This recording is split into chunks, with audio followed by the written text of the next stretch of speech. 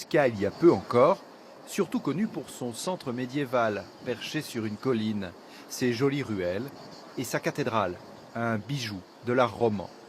Dorénavant, ce qui fait la curiosité des lieux, ce sont ces immenses tunnels, longs de plusieurs kilomètres.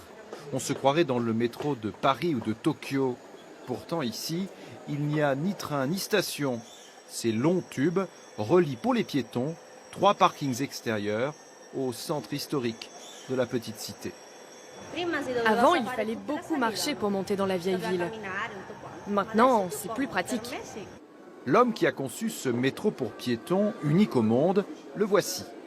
Les travaux ont duré 20 ans, mais selon lui, le jeu en valait la chandelle.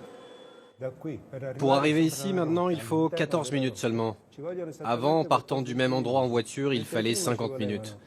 Il fallait tourner dans le dédale des petites rues, puis chercher un parking et enfin terminer à pied.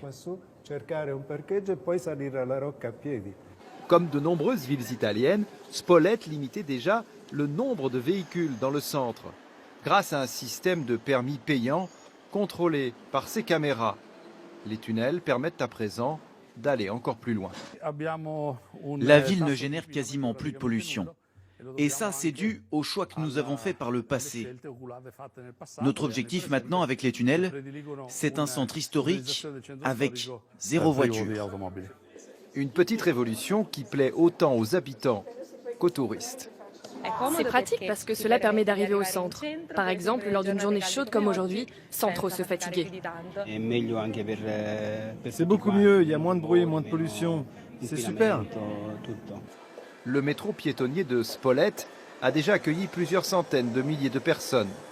La petite ville est dorénavant citée en exemple dans une Italie qui cherche à protéger son patrimoine touristique. En cette semaine de rentrée scolaire, la suite de notre feuilleton consacré aux souvenirs que l'on garde.